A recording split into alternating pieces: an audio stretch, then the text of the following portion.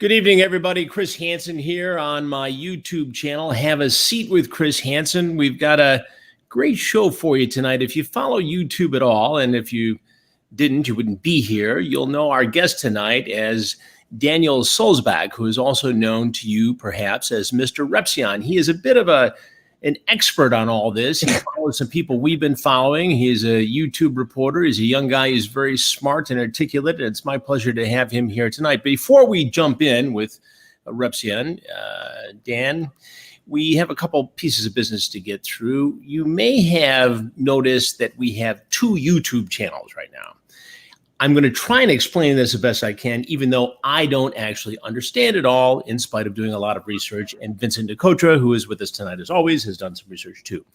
Apparently, YouTube for some time, and especially now, has had a list of words. And if you use them too much, you can get sanctioned by YouTube. Not banned per se, but you can get demonetized, which means you can't run advertisements on your YouTube channel.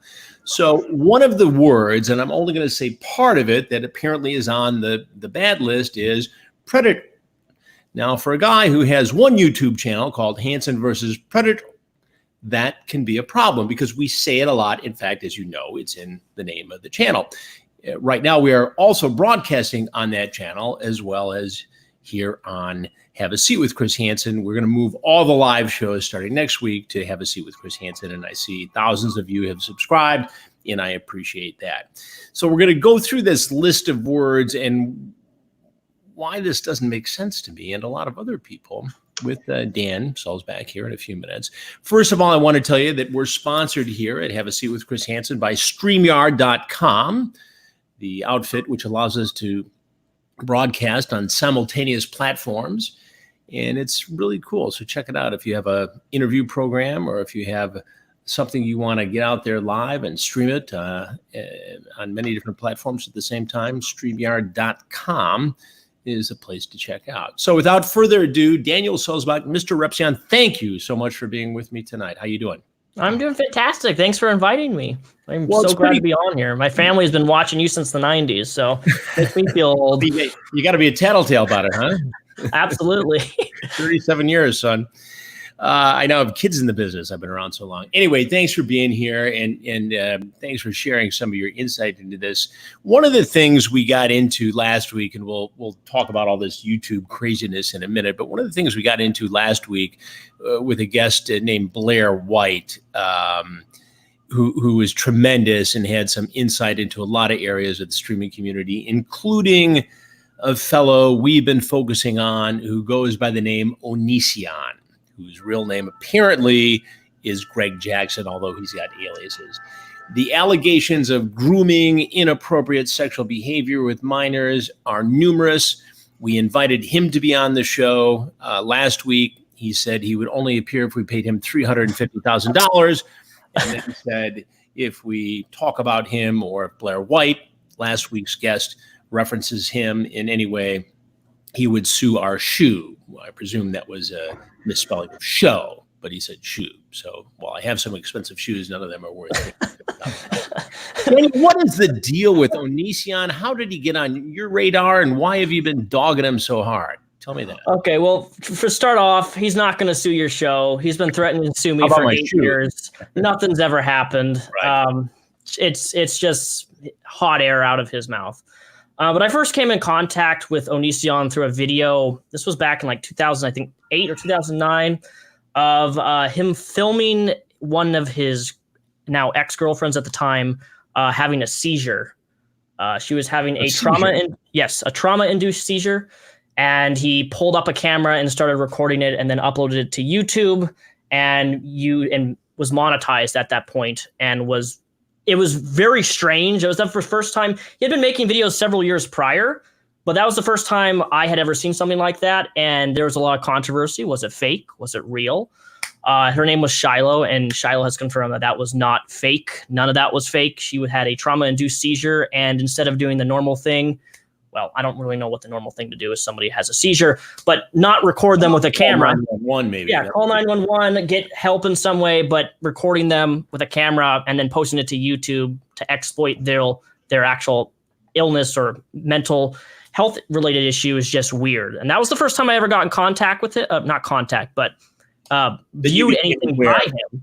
Yeah, right. I became aware of that. And my very first video on him was literally talking about like, what is going on here? Why is this person recording somebody having a seizure? That's not normal behavior. That's just not something normal people do, especially if you love them and you care about them. Since then, there have been numerous allegations, and some alleged victims have reached out to me and to Vincent as well, who say that they were contacted by Oniisan, aka Greg Jackson, and groomed while they were 14, 15, 16 years old, lured into illegal, potentially, and probably inappropriate sexual liaisons, and victimized by this. Yeah, absolutely. The most recent victim was Sara. You guys have her contact information now, but Sara was recently groomed. She was invited into their household, or people like to call it the Grease Mansion. Now let's back up for 1 second. When you say there, Oniisan has a significant other named Kai. Yes, that is. He used to go by Lanebot on YouTube, but has recently changed the pronouns to he and Kai. But they haven't actually, from what I understand, haven't actually went through a full transition or anything like that. It's just that's what they prefer to be identified as Kai. So husband, Oniisan's husband. Oniisan's husband, and Oniisan is a guy, right? Yes. And she, as far as I'm aware, is biologically a woman, but I don't know. I'm not really an expert to talk about that. But right, neither is it here nor there, and nobody really cares except for the fact that there are these allegations of grooming and predatory behavior. I'm trying not to get this channel sanctioned as well. And so run me through this. You talked about one of the victims, Sara, I believe you said. Yes. What happened to Sara? Sara was invited to live with them due to some parental problems that she was enduring. And she developed a kind of friendship with Kai at the time.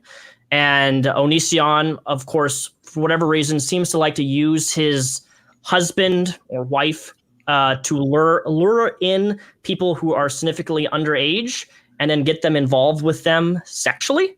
Is he targeting vulnerable girls? Oh, absolutely. The whole point of her having her parental problems and him getting parental consent from the mother, because they obtained legal guardianship of Sara when she was just 16 and invited them to live with her. So let me get this straight. And you've got, evidence that backs this up. How did he get in contact with Sara? Or Sara get in contact with him in the beginning? Through Kai, the husband. Yeah. Okay. They were able to get parental consent to invite this teenager. Yes. To get a legal guardianship, you have to basically have the parent has to sign off and say, hey, you know what? I trust this person to take care of my child or underage minor. And that's exactly what they did. They got guardianship of her. And then as soon as she turned 18, and even before she turned 18, there has already been sexual explicit messages. There had been exchanges of sexual photos of nudes between Kai and Sara while underage. And then as soon as there's even text messages in one of my most recent videos, which I go into, of where Kai and Greg are talking about Sara and taking her virginity. Like it's some sort of like reward. Like we're looking forward to taking your virginity when you're this. These are private conversations in between Kai and Oniisan. And it's just really weird, sad stuff. And as soon as she turned 18, they had their way with her and then kicked her out of the house. Kicked her out of the house? Yes. And you've talked to Sara? Yes, I have. And what impact did all this have on Sara?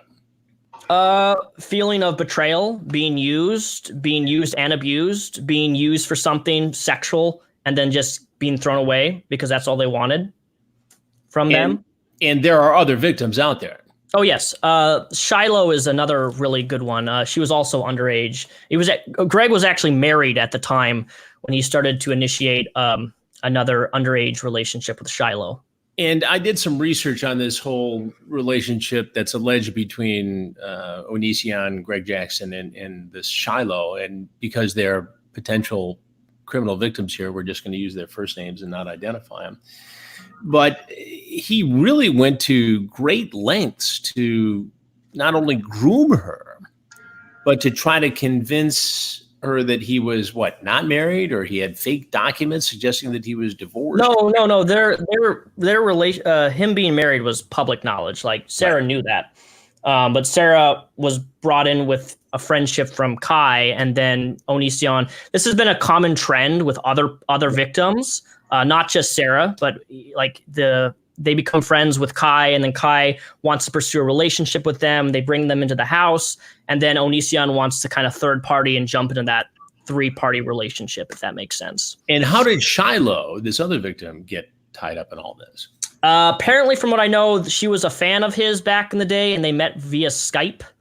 I made a video called the Onision Files about a month ago. It's almost at 1 million views. And I dive a lot more into that, but he was married at the time to someone by the name of Sky, and for whatever reason, he just wanted a divorce randomly. But at the same time, he was having pretty much an affair with Shiloh, this underage fan of his, on Skype, and wanting to be with them. And that was one of the main reasons that he even wanted a divorce to begin with, is because he met somebody else who was underage. So they meet on the website. They do some Skyping. What actually takes place virtually here?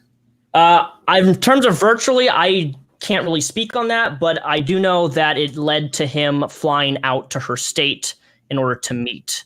And they did, in fact, have intercourse. 100% confirm that. There's a load of evidence to back that up. There's videos on his channel of him specifically with her before she even turned 18, talking about how she's underage. And how old was Shiloh when she first met Onision? I believe 16 or 17. How did this fellow Onision get involved in streaming and YouTube and all this in the first place? I mean, why? What's the draw? Why were people watching him anyway? Well, from what I understand, one of his first big videos was "I'm a banana," and he's literally in a camera, dressed up in a banana suit, dancing, and somehow that went viral. Got put on like Tosh and a couple TV networks. And that was like, from what I understand, that was his big, name to fame as the banana guy, the guy who dances, sings, "I'm a banana, I'm a banana." Very, very strange. But hey, that's the internet. Internet can make anything viral, right? I guess so. It's sort of like TikTok, I suppose. Yeah, you could. There's a lot of predators on there. You want to do some investigation on PRETA, Go there. Trust me, it's in the works. We're working on that in a whole other space. So, why have you stayed on top of this Onision situation? Just because he's that bad, or that? I find him very unique in the way that every time I think that it's really bad, it always gets worse. And as somebody who was abused in the church, I don't like, because I have a background in growing up in a religious family. I don't like seeing people being taken advantage of. I don't like seeing people hurt. And I especially don't like seeing people who are underage being harmed by somebody in a position of power and influence, which is something that he has clearly done multiple times with tons of different people. I don't like the injustice of him getting away with it. So many people, Dan, have come forward since last week's show with Blair White to say, thank you for going after Onision. Thank you. People whose birthday it was said best birthday gift ever. Why are so many people so outraged? Just because of the very things we've talked about, or is this? Oh, absolutely. Because it's out there. There was a point where he legitimately had fans, but over the years and with his continuation of vapid content and just the same content over and over that he makes, and like he has a trend of like, he'll go into a relationship, and this is like even with people who was underage at the time, and when that relationship fails, he'll make a plethora of videos just slandering them, like genuine slander, saying things that aren't true about them. And using his audience years back as a way to silence any of the victims ever speaking forward. Any victims who wanted to speak forward felt like they couldn't, because he had such a big following back then, and anything that would go wrong in the relationship, he would blow it out on the internet. And obviously, when you have a large following, and you versus a victim who doesn't have any following, you're not going to feel like you can say anything, because you're just going to be instantly attacked and shut down, because thousands of fans What are you supposed to do in that situation? Well, how is it that YouTube allows Oniisan to conduct himself this way? I've been asking myself that question for 8 years, Chris. I mean, I'm getting, knocked about for using the word predate and, whatever. And I've been in this business 37 years and exposed my fair share of bad guys, a lot of different kinds of predators. And yet, Vincent's filing email after email after email challenging this decision by YouTube, which, will get overturned because common sense ultimately will win the day.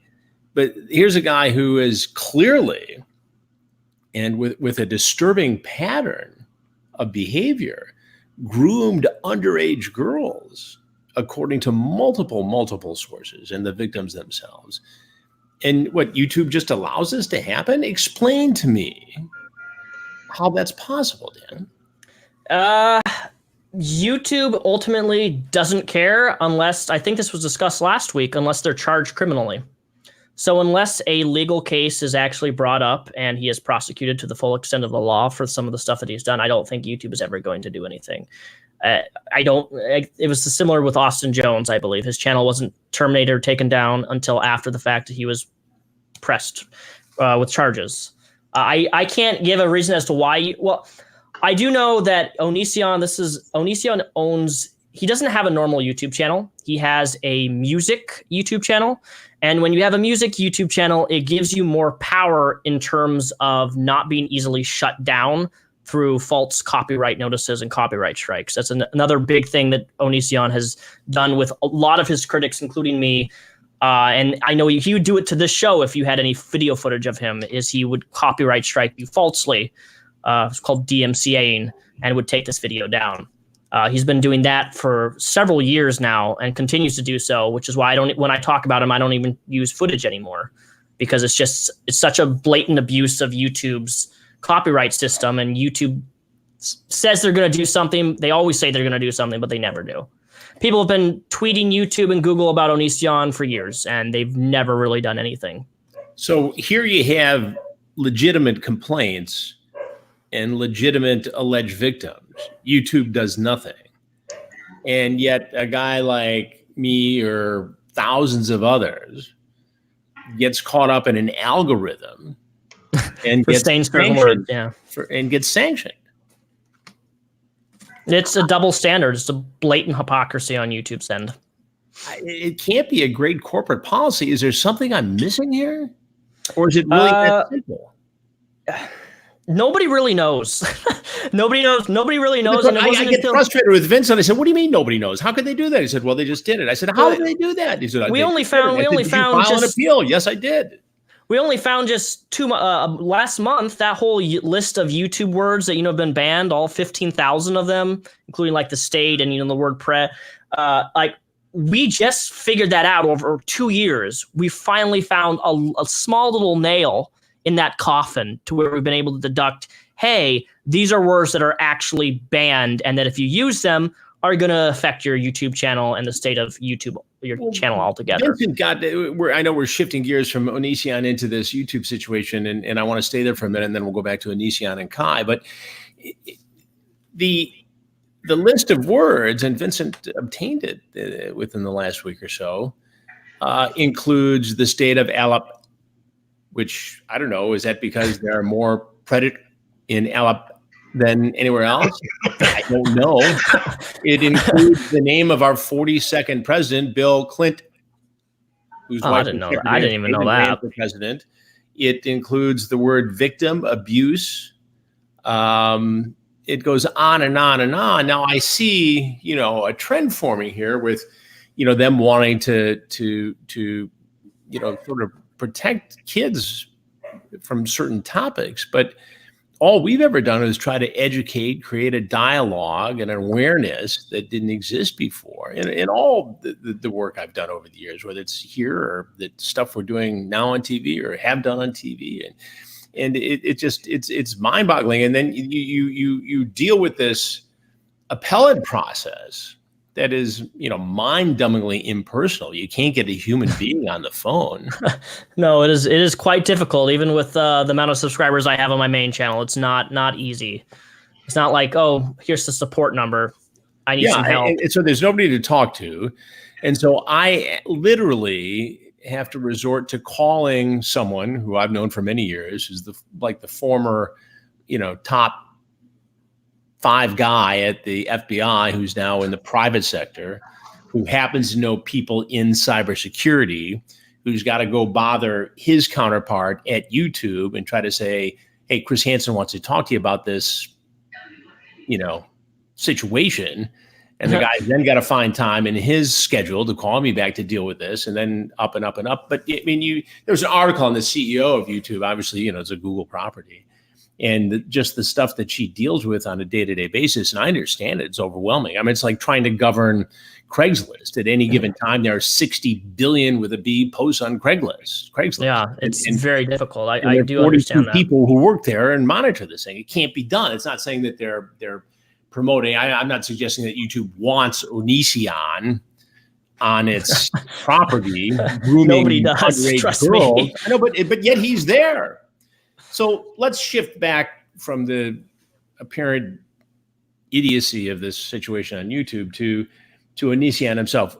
After we did the show last week with Blair White, who was great, I can't say enough great things about her. She's interesting and compelling and very articulate. What happened in the world of Oniisan after? Right after your stream? About a few hours after that, Oniisan made a Facebook post announcing that he was again shutting down his web form. Over the course of since the 2004, he's had, I think, 5 to 6 different forms. In the most recent, 2014 to 2019, the forums have been way out there. And I don't know, I know why, but after your show, he completely took away all the forum discussion areas, because in those forums in the last 5 years, he's had specific threads where young underage girls, and there's all archived. I also forwarded all that stuff to you. Right. It's archived stuff of images from girls from the ages of literal 12 all the way up to 16 to 17 years of age in their, very scantily clad, or some in just their underwear and very, very hardly any clothing, and he's rating them on a scale of 1 to 10. How would Oniisan rate you? And they have Oniisan written on their arm or their thigh or their stomach or in between their chests, and very disturbing stuff. And anytime people would talk about that publicly, he would shut down the forums. That's why he's had 5 or 6 different forums, and it's just a repetitive pattern, which has seemed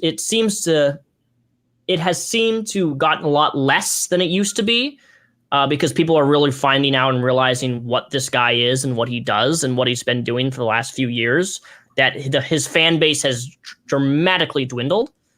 But it's really disturbing behavior, having a forum post of just tons of underage people rating their bodies and putting their names, having them brand themselves essentially to somebody like that.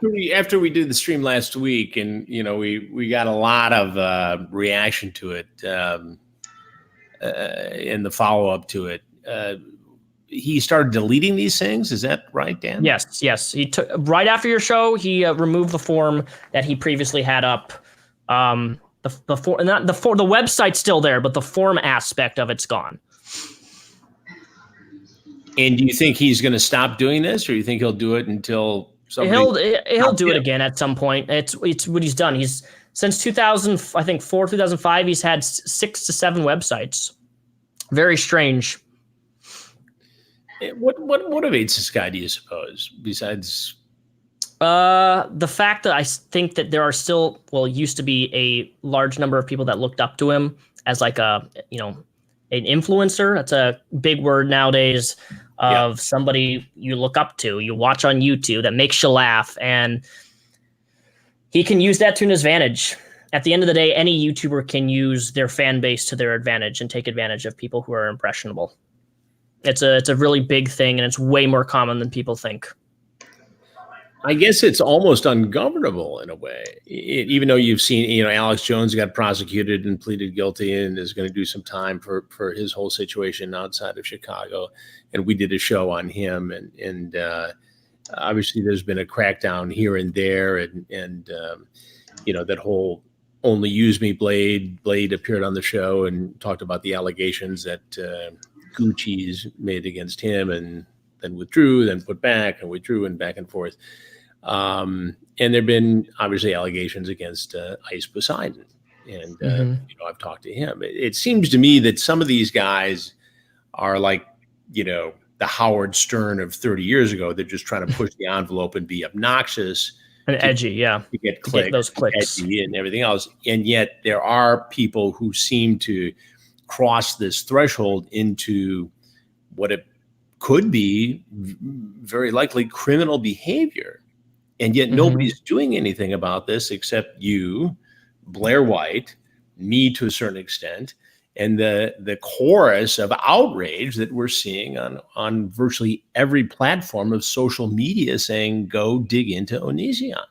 It's crazy to me, because if I make a normal video on YouTube, it will maybe get 100,000 views. I make a video on Onision, it will get anywhere from 300 to 500,000. That's like the view change, because so many people hate him. It's like a thing. And I don't do it to hate him. I do it because he genuinely says horrible, horrible, horrible things all the time. He has said some of the most deplorable things about people who have been abused, saying that you're just as bad as a predator if you don't report it to the police immediately. Like he said that in videos, he's tweeted that out. And you start to wonder, like, how can somebody think like this and still have people who follow him?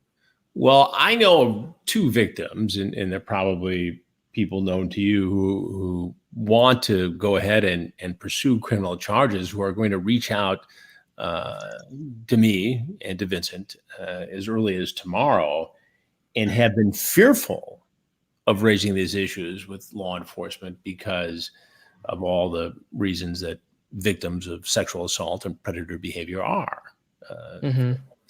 So we're going to listen closely and do what we can to help them. And if it's ethical and reasonable, we'll help facilitate that. And we want to hear their voice on this program as well. So maybe absolutely, that's what needs to happen here. What do you think about that? It absolutely does need to happen, because he has silenced so many people and used his fear-mongering tactics of, I'm going to sue you, or if you talk about me or anything I did or anything in our relationship, I'm going to release it publicly, which is he's done. He's done that to multiple different women, of releasing very private, intimate details about things that the internet shouldn't even know about, things that don't even pertain to him, but other people in those relationships that you just blast out to the internet. And releasing personal information. And there's been several videos of several of his victims that have made videos after his abuse and what they went through, and them literally having mental breakdowns on YouTube from what they endured being associated with him. How many Onision victims are out there, do you think, Dan? At least 7 to 8, if not more. 7 to 8 that you know of? Yes. And I'm not trying to put you in a prosecutorial role. You're a young guy who's got some experience here, but it's unfair to do that. But as far as you can tell, these are... I would say the first two, which would be Sara and Shiloh, have the biggest case against him on an actual legal level. Absolutely.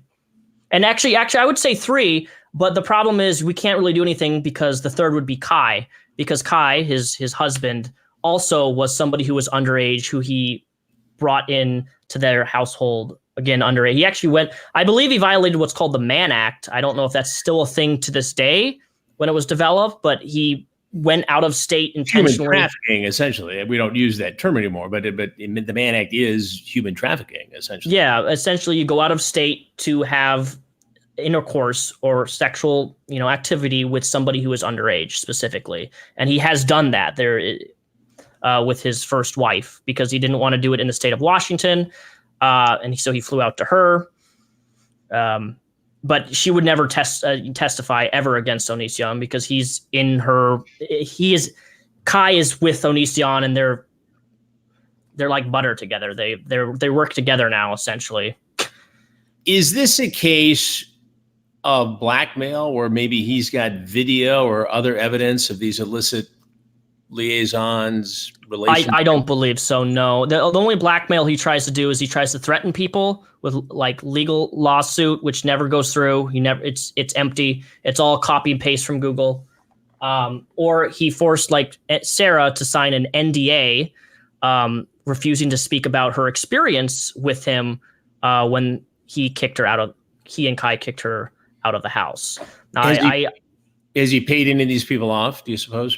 No, not at all. He thinks that a bogus fake NDA is going to keep someone silent, but that's why Sarah's coming forward. That's why Sara has been, you guys have a contact now, and she wants to speak up because it's absurd what he's tried to do to keep people silent. All right, let's talk about Kai. Who is Kai, and how did Kai get into a relationship with Oniisan, aka Greg Jackson? Kai, Laney Bot, was a rabid fangirl of Oniisan, actually. So he married essentially a fan of his. And this was all facilitated and instigated when she was, in fact, underage. Her parents did not approve of their relationship at all. And Oniisan and Kai did everything in their way to avoid the parents, approval of their relationship, much less their marriage. So Kai, and do we know Kai's real name? Taylor, I believe, but I don't know if that's what she goes. That was her previous past name, but I don't know what it is now. Kai Taylor, Lady Bot was her online name. Yes, screen name. Okay, so she's a fangirl of Oniisan. Was, yes, right. And Greg saw that and he took advantage of that, and is pretty much. I don't want to say brainwashed her because she makes her own decisions, because it's definitely not brainwashed. She's just as bad, in my opinion, as Greg, but Greg's definitely done far more than her, obviously. So is this a case where she was groomed and then became the assistant groomer for Greg? Yes, that's what I would say. Absolutely. And what is her role, or now that there's a question of transitioning in a transgender sort of way, him, I guess, depending on who you talk to, what has Kai's role been in helping to procure these young women? The only role I see her as somebody who facilitates bringing a third party into their relationship. Apparently they're not polyamorous anymore, but this is where all the other like victims came forward and stuff, is because it would be Kai reaching out to somebody. There was one point that Kai was on the app known as Tinder, and she was even posing as being underage. There was a point on there's evidence of that to facilitate relationships with people who are underage, and then bring them and like want to date them. And then when she would want to date them, then Oniisan or Greg. I don't really know how the process works between Kai and Oniisan on bringing that third party in, but I know it's jointly, like Kai always wanted to have a relationship with somebody else who was a girl, and Oniisan would want to always step in to third party that relationship. Do you think Oniisan's watching right now? Absolutely. Why? Hi, Greg. Why? Because he doesn't like you and he doesn't like me. He hates me. We seem like likable guys. Why wouldn't anybody not like us? Because we want to help innocent people. We want to give people voices that aren't heard. Dan, do you ever look around at this world that we're in right this minute and say, geez, this is creepy? Oh, all the time. Anytime Oniisan, anything new Oniisan does, I'm like, this is creepy. Why is this happening? All the time. YouTube is such a big platform now. Like, it's millions of videos uploaded per day. You have a career outside of streaming, outside of YouTubing, but you've spent a fair amount of time here, and you've done pretty well for yourself. And you're obviously somebody who is well known and widely viewed with hundreds of thousands of subscribers. Is this the future of entertainment, of communication? Is this our next generation's TV? Is this where it's going? For YouTube's sake, yeah, sadly. It's unfortunate, primarily because YouTube pushes just gigantic corporations and TV shows rather than people. YouTube used to be about you, the person uploading, but that's not the case anymore. YouTube's, promote page or their front page, it's all selected manually now. Like there used to be a point where like if you got enough views, enough people liking your content, it would just appear featured on the main page of YouTube. This was back 2010, 2011. That's not the case anymore. It's all selectively. Somebody sits behind there, says, hey, I want this talk show to pop up on the main page of YouTube. And they press a button and there it goes. It's not about small people or small creators or small influencers. It's about big TV television. I'm okay with that. No, I'm kidding.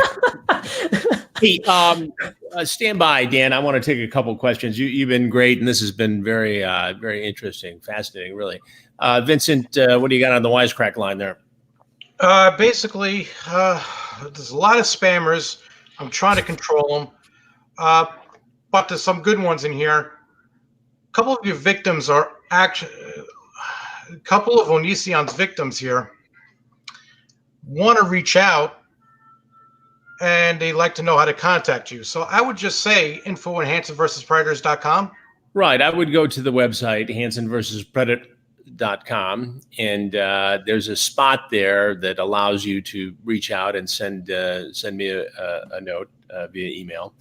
And you can go right to the website and, give me some contact information and a brief synopsis of what happened in your contact with Oniisan or anybody else actually who has been engaging in predatory behavior. Oops, there it goes again, the P word, on YouTube or anywhere else online, and we'll take a look at it.